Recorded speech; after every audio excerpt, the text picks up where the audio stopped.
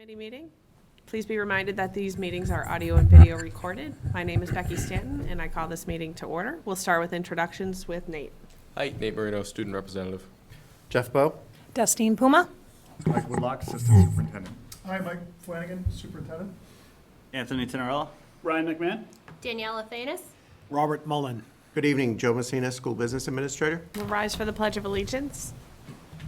Pledge allegiance to the flag of the United States of America and to the republic for which it stands, one nation, under God, indivisible, with liberty and justice for all.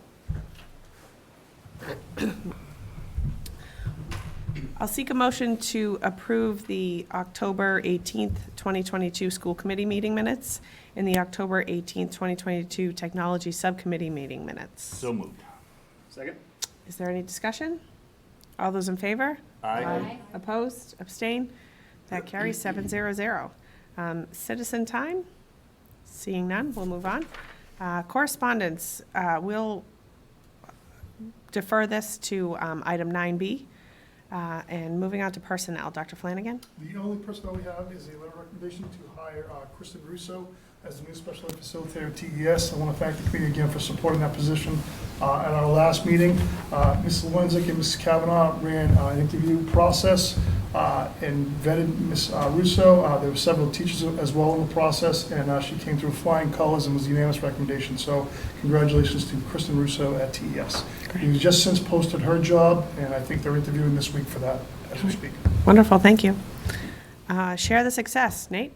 Sure. So at TES, they have a new mascot. They've named their new mascot, who's Dakota. They'd like to welcome him to TES. The name Dakota means friend to everyone, so they're very excited about that. The playgrounds are in their final stages. Equipment installation is complete, and today the crew began the first of several rounds of installing the poured rubber material. It's going to be going around the playground. They're hoping to have it open in the next week or so. Mr. Riley, the PE teacher, is going to be taking individual classes to the playground to provide lessons on how to use the equipment appropriately and as well as safety. The first annual Stripes Walkathon was a big success. The elementary school exceeded their goal and raised $21,235, so that's great news from over there. Yesterday, staff and students celebrated this accomplishment with a dance party and ice cream. Mrs. Kavanaugh would like to give a special Stripes shout out to the parent volunteers for scooping 1,000 cups of ice cream. So, and also on October 23rd, the PTO hosted its annual trunk or treat at TES from 4 to 5:30. Thank you to all who participated in that. At the middle school, they had a great spirit week with the 7th grade students winning the competition with the most participation over the week.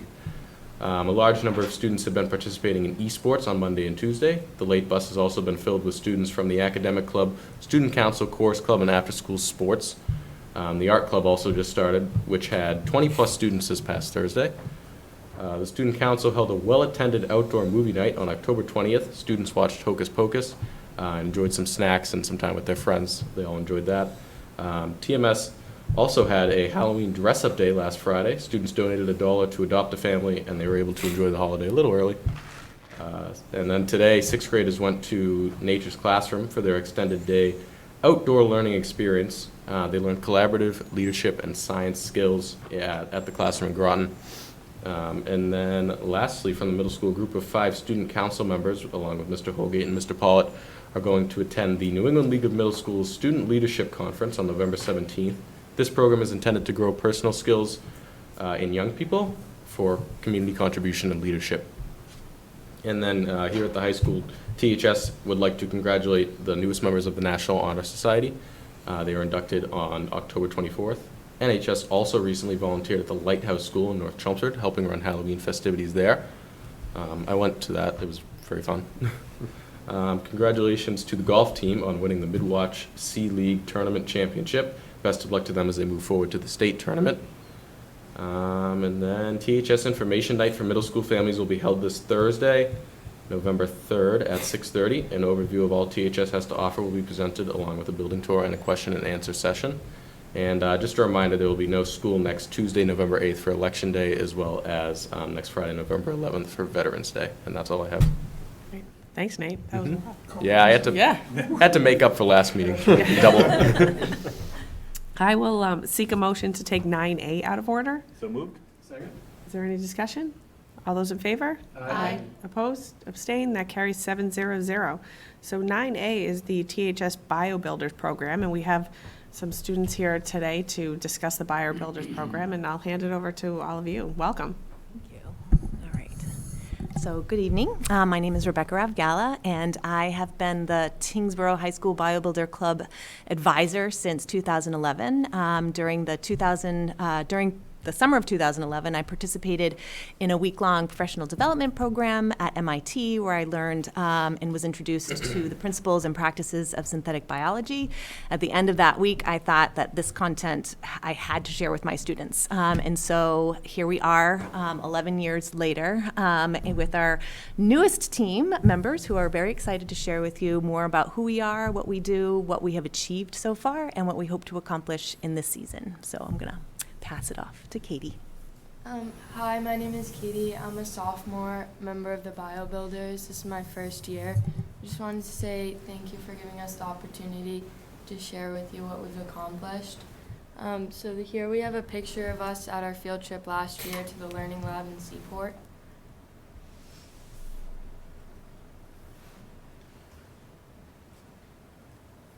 Hello, my name is Themistocles Pelakoutis. I'm a freshman here, and this is my first year in the program. At BioBuilders, we present an accessible program for students in this school from grades 9 through 12 to learn synthetic biology, and that is the founder and CEO of BioBuilders, Dr. Natalie Caldwell. All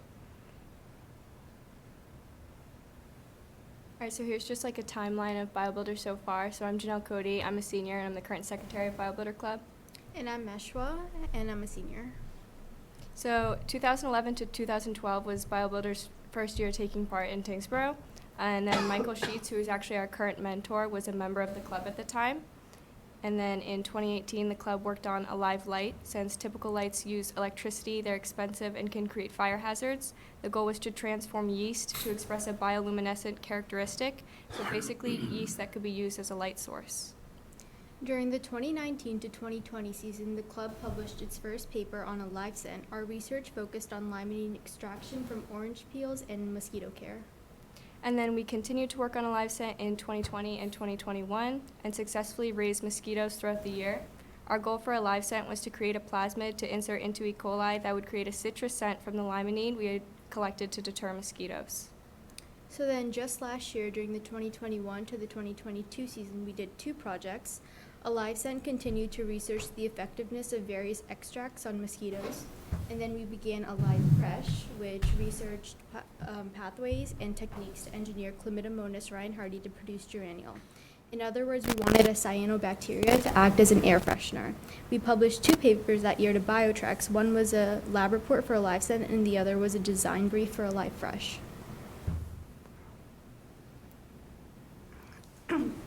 Hello, I'm Yesenia Collins. I'm in 12th grade and I'm president of the BioBuilder Club. This is my fourth year in the program. And today I'm just going to talk a little bit about our club's relationship with Biotrex.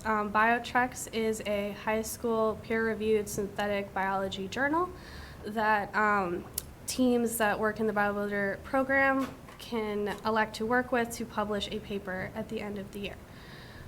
So as you can see, we have published 5 papers throughout the school's run of BioBuilder Club. In 2019, we published our first paper. It was a design brief called A Live Light, Developing a Natural Light Generating Machine. That year, we were not able to do any actual experimentation. However, we were able to come up with a protocol that we believed would work to accomplish this goal, and were able to publish a paper. The following year, we started a live scent, our longest running project.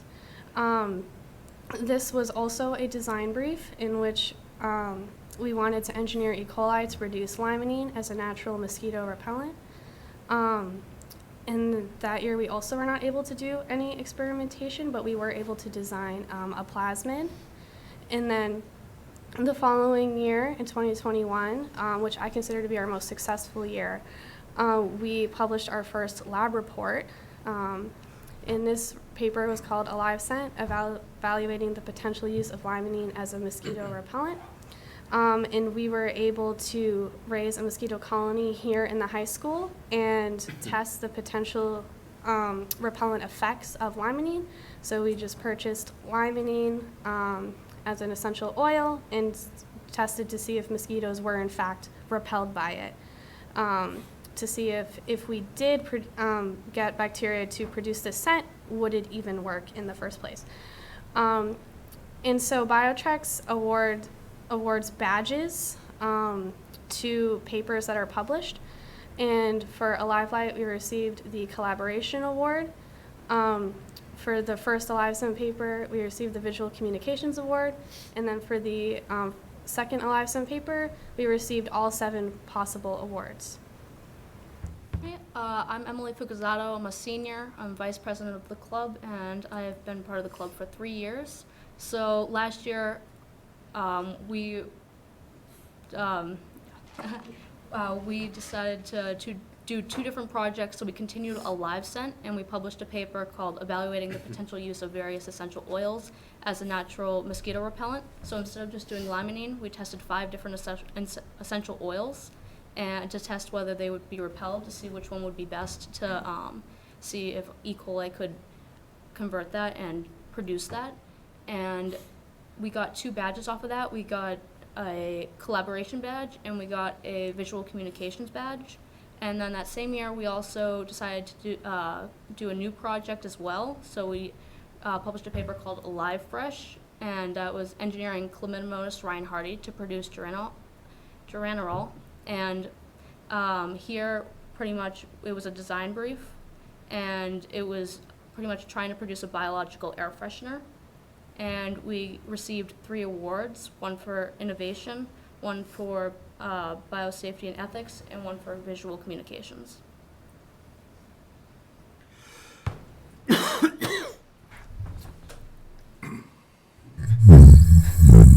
you. So on the right here is our desired plasmid. It is a circular piece of DNA, and we call it Lavender 2.0. Oh, sorry, I should introduce myself. My name is Brett Kavanaugh. I'm a senior here at THS, and I'm the treasurer of the club. And so on the right is it's called Lavender 2.0, and we created it on the website Benchling. And so there are 3 parts to this plasmid: the backbone, which is the orange piece, the GPPS gene, and the LINS gene. And there are 4 phases that need to be carried out to complete the experiment for Alive Scent. So we first have to acquire the genetic parts necessary, either through purchasing them or donations from local laboratories like colleges. Then we must take our first field trip to the Learning Lab in Boston to assemble all of the parts together into one through a process called Gibson assembly. Another field trip would have to be taken to perform the plasmids, transform the plasmids into E. coli. And one last trip must be taken to test the transformed E. coli for the production of a lavender scent.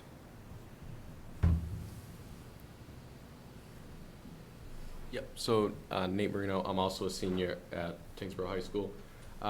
So a major part of what we do with BioBuilder is fundraising. Last year, for example, we took a trip to the Learning Lab, as mentioned, and you know, it comes with a cost when it comes to transportation, things like that.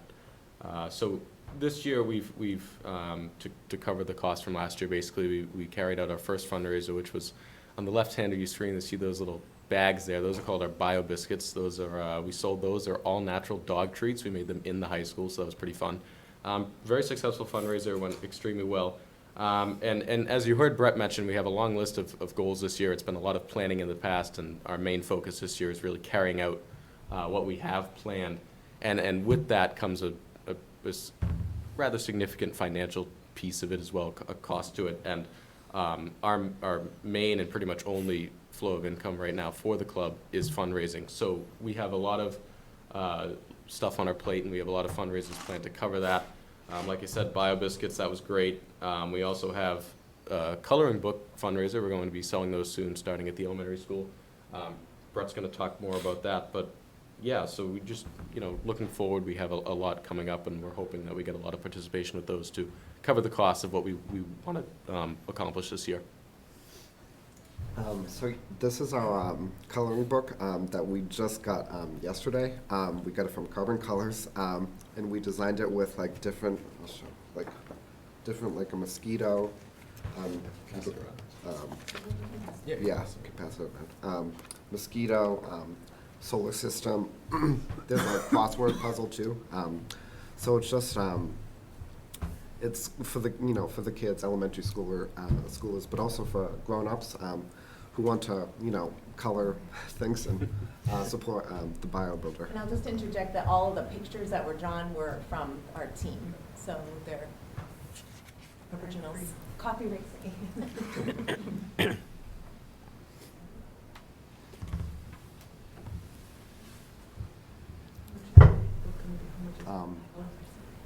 And we are also excited to announce that Tyngsborough High School has received the Joshua Boger Innovative School Award from Mass BioEd, which highlights a New England school that participates in innovative organizations like the BioBuilder Club and educating students about the importance of biotechnology. The $5,000 award will go towards expenses for our club and the now necessary lab equipment in the science department.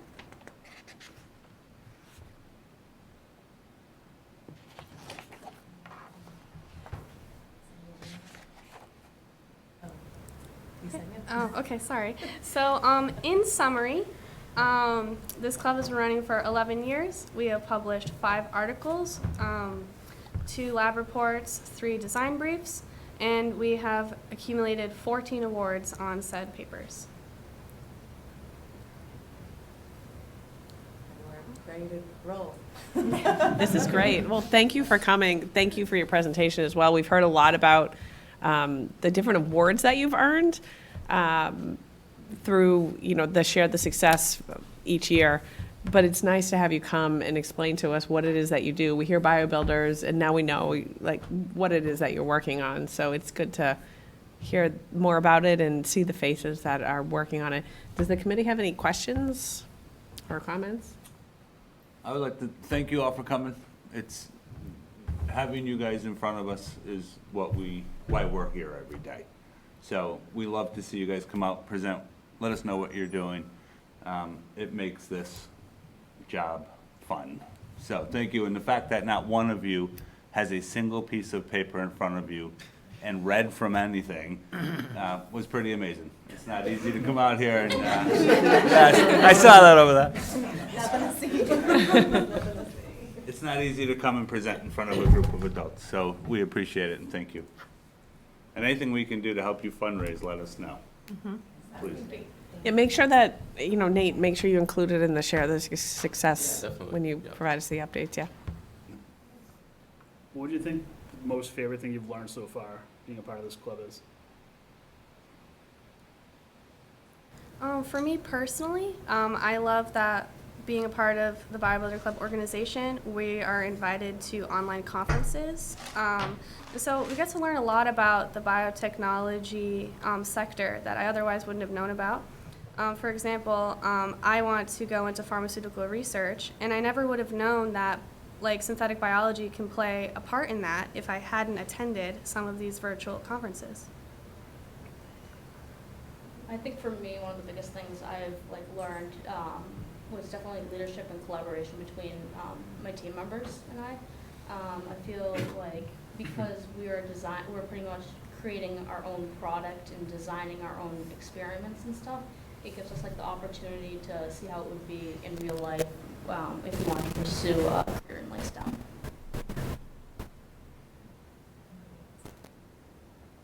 I just want to say that, I think we learned a lot from the 2020-2021 school year, and I don't know if you noticed, but that was the year that we actually won the most number of awards. So I think resilience during that year and having BioBuilder as part, it was a tough year, but having BioBuilder was a way to keep things sort of normal. So resilience. How many of you are seniors? I think you're going to need So, some recruiting. yeah. Which is why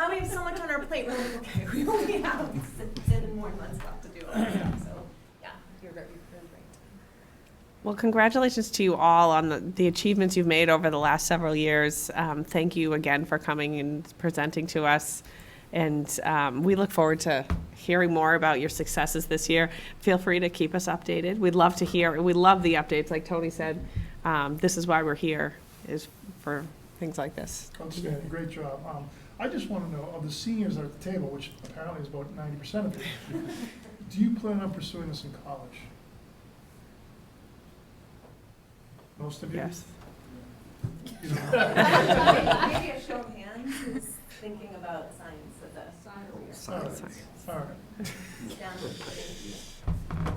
Nate, you're not committing to anything. You're wishy-washy here. I like real estate. I'm not really into the bio stuff. I love the club though. And there you have it. Well, honestly, it was very impressive to hear the work that you're doing, to get things published through peer review articles and reports and whatnot, and papers. It really is impressive, and I gotta imagine that's gotta be a collaborative process. I gotta believe that you're learning some real life skills there in terms of compromise with each other and developing a product that you're all very proud of. So this is one of the hidden gems at Tyngsborough High School. This is just something that we do. I did ask Mr. Ogden a few weeks ago, I'm like, listen, we need somebody to come to present to the committee. He's like, without a doubt, Doc Rabb and Bibles, we'll get them there, because he couldn't talk about you or celebrate you enough. So thank you for the work that you're doing, and I'm very proud of all that you are doing. So thank you for coming out tonight. And Thank you all. congratulations, Doc Rav. Like, I remember the first year when you went to MIT, and I actually got invited to MIT. It was the only time they let me on campus. And seeing how excited you were about this whole thing, and then to see 11 years later what it's become. So good for you. Thank you so much. I appreciate it. Thank you all. Thanks, everyone. Thank Thank you. you. Thank you. We'll give you a minute to get out, so we start the next Get out. part. Nate, you have to stay. I know. I know. You keep me every time.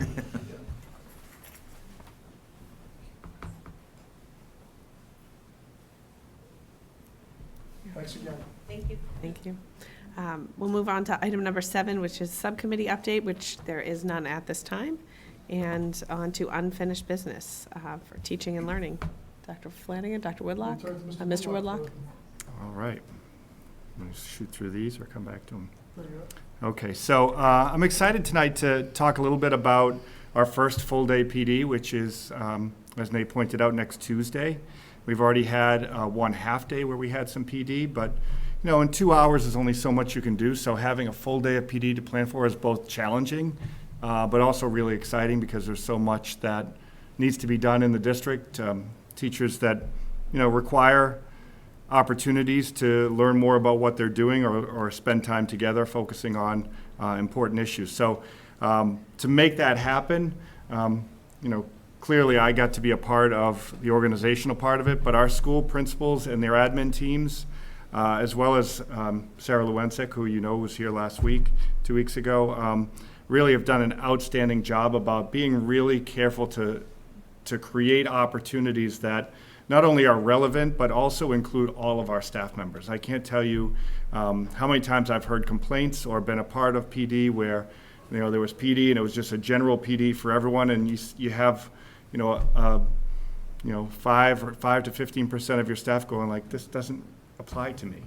And that's frustrating for them, and they feel left out. And I think great care has been taken, especially by the people I just mentioned, to make sure that people like our counselors, our nurses, our paraprofessionals, our school psychologists and social workers have opportunities to have real discussions and get some real professional development that's useful for them. So that was a key part of what we were trying to do for the 8th. And just some highlights about what can expect. And this is available on the Teaching and Learning page on the Tyngsborough Public Schools webpage if you want to see everything that's happening.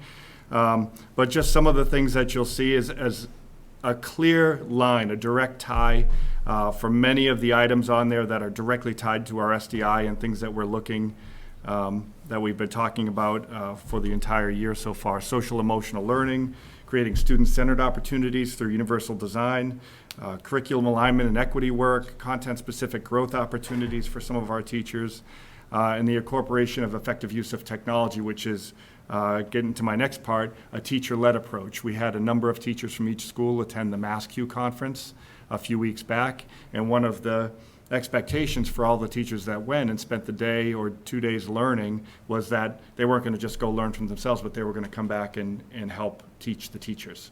So the teachers that went to that conference will be spending some time in their schools talking about what they learned and sharing those things with their fellow staff. Additionally, we've had teachers at the middle school and the high school step up, and they've had ideas of their own that they wanted to pursue, and with the help of the school administrators, they're going to be, leading or partially leading some of the PD that's happening next week. Additionally, there's been time set aside that doesn't happen very often, so our teachers in our departments such as arts, STEM, wellness, and music wanted opportunities, since they're K through 12 departments, to get together and talk about what does this look like vertically? How do we align effectively? And so time has been set aside for those groups to get together across the district. And we've mentioned this before, but we have a continuation of our Keys to Literacy. We have new curriculum in our K through 6 classes, and the Keys to Literacy professional development is assisting in integrating that curriculum, and so our teachers will be getting that. In addition to that, the teacher voice and school-wide topics and initiatives, including a math roundtable at Tyngsborough Elementary School, a whole staff discussion time with a kind of a workshop element for the WIN block, which you heard about a month ago from our high school staff, and as well as our middle school staff trying to revise and create a more effective WIN block. And then the high school is getting kind of a head start on the NEASC decennial accreditation as they're working on their vision of the graduate, which is a new component of the decennial accreditation expectations. And so that'll be a whole staff workshop method as well. So a lot of things going on in one day throughout the district. And again, I just want to thank the tremendous work of our school administrators and Sarah Lewinsek. Thank you, Mr. Woodlock. Welcome. 8B, Dr. Flanagan, the MSBA update. Yes, so I'll provide some building project updates tonight, and I actually have some graphics and some pictures to share with you. I think with the school building committee level, we see a lot of the graphics and whatnot. It doesn't necessarily get to the school committee, so I want to make sure that we do a good job of getting the information here and sharing it with the community as well. So over the past 4 days, we've had hazmat sampling going on at the middle school. So Mr. Woodlock, you go to the next slide. You can see they came and under the direction of Fontaine Brothers, any surface in the middle school gymnasium and or water catwalk that was a various surface, they tested to see what materials were there, and they're confident and they know that given that the entire school is constructed at the same time, whatever they need to do for hazmat remediation on the middle school gym, we'll have to do for the middle school as well 3 years from now when we go to take that down. But it's been a busy couple of days. It's exciting to see work being done. It's exciting to have people here doing things. I assure you that everything that they've damaged, they've patched to make it safe again as we live in the next couple of months with that facility. So that's just what's been going on the past 4 days. We go to the next slide. We talked a little bit about logistics. We talked a lot about logistics at the school building committee meeting, but on Thursday, this Thursday, fire chief, police chief, I believe conservation commission will be coming as well, but at 1:30 on Thursday, we will do a walk around the campus to really talk about what the phasing is going to look like, what the logistics are going to look like for the fence, the construction fence of the middle school project. This is the first phasing of fencing you'll see right here.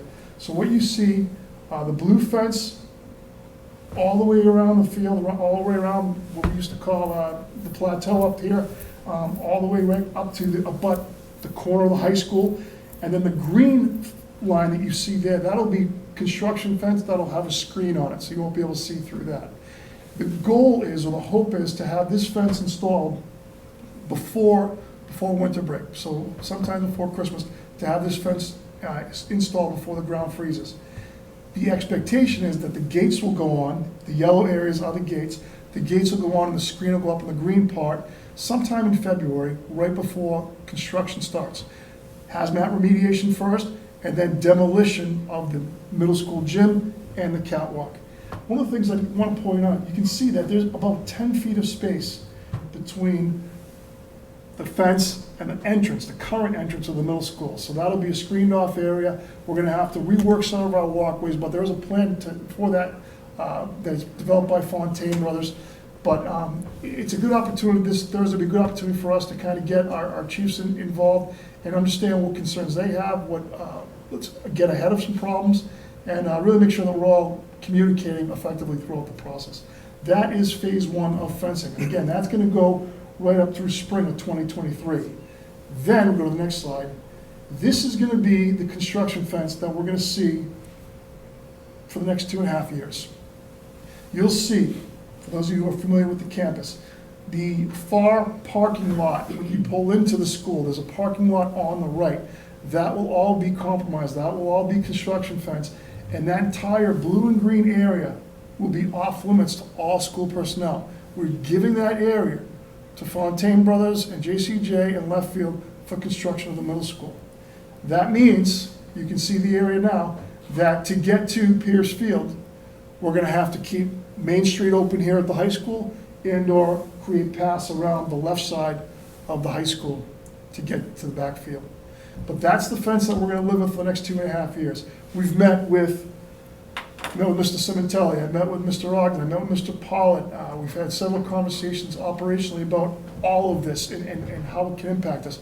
Met with Ms. Palumbo about athletics. We're gonna have to communicate all this information out. This is what's coming down the pipe in about 5 months. We will have videos, and we will message this and market this much like we did with the actual middle school project itself. We will be in front of this, and it will be all over social media as well as available on our pages. We know that there are going to be some big events impacted. We know that graduation takes place on Pierce Field now, so we're going to have to figure out what the parking looks like for that. Do we create shuttles? We'll have all those conversations, and we'll figure out the details. But the fact of the matter is, beginning the spring of 2023, this is going to be a construction site for 2.5 years, and and we're fortunate. We're fortunate that we get to live on a construction site, because a lot of districts would love to have this opportunity. But this is the second phase of fencing. There are 2 additional phases that I'm not going to get into right now because it's 3 years out, and plans may change a little bit, but I just want everyone to be aware that the bulk of that wide fence around that open plateau field between the high school and middle school is going to be up in December. So parents will see things, community members will begin to see some action taking place. Mobilization by Fontaine Brothers won't happen until February, and that's when you'll see heavy equipment start to arrive and really begin the process. But these are just some visuals for the community to understand what's out there. Dr. Flanagan, Yes. will any of this fencing be up for the Thanksgiving Day football game? I don't know. Okay. It's a great question. I don't know. I'm told they would like to get in here as soon as they can, but I don't know where they are in terms of the process of getting the fencing contractor. It may not happen until December. Okay. Which would be great. Yep. Let's get through Thanksgiving and deal with it then, but it may. And if it is, the gates won't be up. So we'll still be able to walk through Tiger Plaza, as we call it, to get to the field. But you'll just see some fencing around. And then also, can you speak to the tiger statue and, Yes. thanks.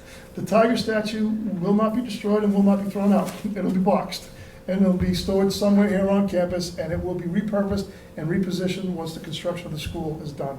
In the last phase, when we start to do landscaping, and it's not going away. It's here. I know kids like to get their senior picture with it, put the cap and gown on it, so that's gonna be here. We're gonna keep that. So it's exciting. It's exciting to see the work start now, and I just wanted to kind of get in front of the committee, let you know that this is all coming to fruition. Are there any If questions? I could just add, the reason the fence is going in so early is the blue fence will actually be driven into the ground, so it needs to go in before the ground freezes. They're gonna start construction in February. So if anyone asks, why is there nothing happening, and there's a big fence around the building for nothing, that's the reason. The other issue would be there will be parking restrictions that we'll be dealing with over the course of the next 3 years, so There will stay be. tuned. There will be, yes. The other thing I'll point out in this graphic here is you can see the walkway between where the middle school is now and the high school. You can see that it's outlined in green and purple. That will be a covered walkway because there will be elevated work going on so close to that walkway. So it'll be a jersey barrier with a scrim with a protective ceiling, protective covering, so kids can walk under it as well. So they've taken all necessary precautions. Paul Welcome, the town building inspector, will also be on the walkthrough on Thursday. So we're getting everyone's opinion and ideas up front. So that's where we are with MSBA project right now. It's still moving forward. Also on Thursday, Mr. Messina has a meeting to talk about the kitchen layout with the JCJ Kitchens consultant, as well as Left Field and JCJ. So we'll talk about what that looks like. The big thing that we wanted to achieve there, in the original design of the school, it was one serving line, and that it really runs contrary to what we've always done and the size of the cafeteria, and to make sure the kids can have enough time to get through the serving line and seat and have appropriate lunch. We wanted 2 serving lines, which Mr. Messina has worked closely with JCJ to change that dimension. So they're gonna nail down the details on Thursday. Did I miss anything there, Joe? No, pretty comprehensive. I'll have more after the meeting Thursday. We can update on the 15th. Great. Great. Any questions about the building project? Oh, all right, we can move on to 8C, which is the TES playground. Mr. Messina? Thank you, Madam Chair. And Nate pretty much summed it up. He must have had my emails bugged, which makes me a little nervous. But he didn't have the pictures that our playground vendor actually provided to me this morning.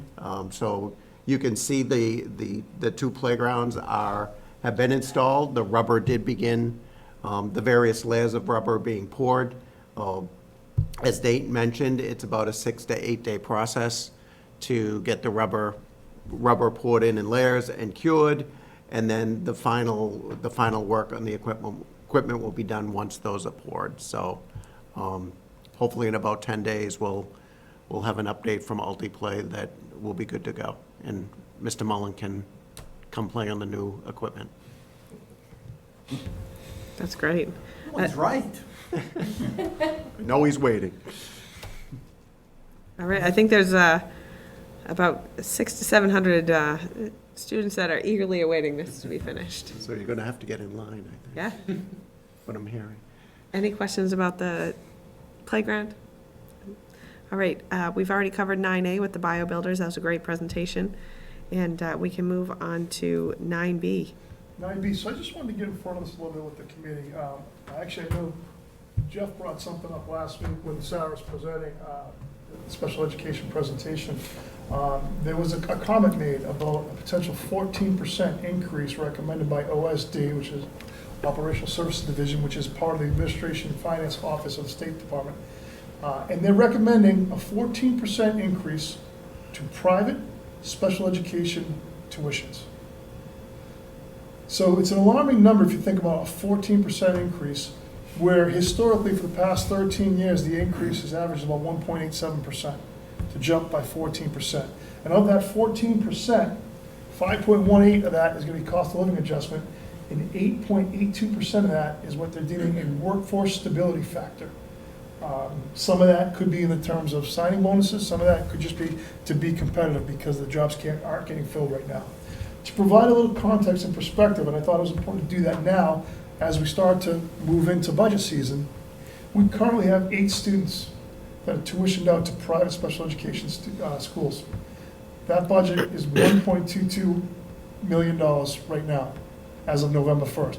We know that number can change any day, can go up or down any day. Generally doesn't tend to go down, generally tends to go up. So $1.2 million, a 14% increase on that for next year is a $171,000 increase to our budget. We talked about correspondence. My superintendent group, the MASS group, is seeking advocacy for this. So I received an email from our organization asking us to reach out to our senators, our representatives, which I've done. I have draft letters in the drive for you to review. They put together a frequently asked questions so you can understand a little bit more about OSD and what this impact could be for districts and communities. And then what I also put in the drive for you is I'd like to send an email to Town Administrator Hanson tomorrow to make him aware of this, to share the FAQ with him, to talk about what the real impact is on Tyngsborough, again, as of today, and to really ask for his support and advocacy with both Senator Kennedy and Representative Gary. And I'd also like to ask Town Administrator Hanson to please share this information, all the information I provide him, with both the Board of Selectmen and the Finance Committee. As we know, we meet with Tri-Board in the winter, late winter, early spring, to talk about our budget and understand this. I think the sooner we get in front of it and have a conversation about this and the potential impact of this decision, the better off we're gonna be. I will say this, in terms of OSD, in terms of private special education schools, students wait a long time to get into these facilities because they don't have the staffing. I'm not denying the fact that they need the staffing. The fact of the matter is, a 14% budget increase to a district in 1 year without doing this in a gradual approach and a systemic approach, without additional support from the state, and just putting it up on the towns, is a tough pill to swallow. And I think, a lot of superintendents and a lot of school districts right now are wrestling with 14% is a significant portion of your annual budget increase. So it's not that we're denying the need, we recognize the need. It's just that we think it's a little too aggressive right now, and there needs to be a better, more systemic way to approach this. And I would certainly like to see if there's additional funding from the state, or if they can make different decisions to offset the cost, so it's not borne on the back of every local district. So that's a lot of information that I kind of gave you to review and look at. Certainly, we're happy to answer any questions about it, but I really think it's important for us to get in front of it now as a community. I agree with you. And are the letters for Representative Gary and Senator Kennedy also going to be sent? Everything's queued up for your approval and your Great. review, and once you say green light, yes, it's good, I'll put them all out tomorrow. All right. If that's I don't think we what need a vote on that. you don't necessarily need to, no. it's more of an operational Yeah. thing, but I just wanted to make you aware of what's gonna happen, so I want you to see it before it goes out to them. And again, I want to get it to Town Administrator Hanson so that he can share with the Selectmen and Finance Committee. So I'd please encourage you to read the information and really know it and ask questions so that you're versed in this in the event that you do bump into one of our elected officials and can kind of solicit their or seek their advocacy as well. I think that's important. And Dr. Flanagan, that 171, I want to stress that that's with current state. That's no new students being added, correct? It's as of November 1st. Okay. And as you know, we continue to have kids on our radar. We have 3 potential students right now that could potentially be in a private special education school by the end of the month. Okay. And that's not included in the It 171? is not. Okay. Are there any questions? Did I miss anything, Mr. Messina? Anything you want to add to that? The only thing I would add, and I think you summed up everything that we've talked about, but if you do have a moment, the FAQ document is a great document. It was actually created by my organization, MASBO, as well as MASS in conjunction, and it talks about the historical, it has the historical increases, so you can see year over year what it generally looks like. It talks about the use of circuit breaker and how we use that to deal with a lot of the cost, the sudden cost increases, but circuit breaker is a year out from an adjustment. So FY24 circuit breaker would not take into account FY24 changes. That would be your FY25 circuit breaker. So this is it's 6 pages. It's a great document. As the superintendent mentioned, any questions you may have of me or the superintendent, we can talk through, and I'm sure we'll have a lot of talk about it during our budget season in the budget subcommittee. That's it. All right. Rob. Oh, sorry, Rob, I didn't see you. Go ahead. Kind of had to notice that, right? I've read both the document and the letter that was drafted already. I'm fully in support of getting that out to our state elected officials as quickly as possible. We definitely need to have them on our side with this. And as the superintendent said, any of us that can reach out to them on a personal level and have that discussion would definitely be a big help. So that's all I have. Agreed. Great. Yeah. All right, we can move on to the school committee calendar. So 9C, I put up here for a conversation piece. Typically, December 20th is not a great week to have a school committee meeting. I don't know, people seem to be busy that time of year. I think in the past, what we've done is try to go to one meeting in December. If the committee wants to do that, we don't have any presentation scheduled for the 20th, so we could simply push the budget development timeline, capital asset conversation, as well as tech presentation, if we wanted to split the difference and go December 13th at the school committee meeting. Again, I'm just telling you what's historically happened with this committee. I'm happy having both meetings or leaving it to the will of the committee. Madam Chair, I'm willing to go to a December 13th meeting. Are you making that motion? I'm making that motion. I'll second that motion. Is there discussion? Yes, that will be Yes. one meeting, so we That would won't be do one. the 6th, we'll just do the 13th and call it a month. Is there any advantage to having those topics earlier at this point? Any disadvantages to putting them off another week? Technology, I don't think. I'll leave budget timeline to Joe. Budget timeline is fine. We can work with the Yeah. committee on that. I'm not sure about the capital asset deadlines, if, We're not even meeting until December 12th or something like that, so. Well, my question is, do we need to vote on anything to give direction for that first meeting, for our representatives on that board? I don't think so. You could do capital assets subcommittee meeting the night before. We can have a preliminary list of, or an updated CAMC plan of requests. I don't know that anything's gonna happen right away. It seems like that, you weren't last year, there were a lot of meetings.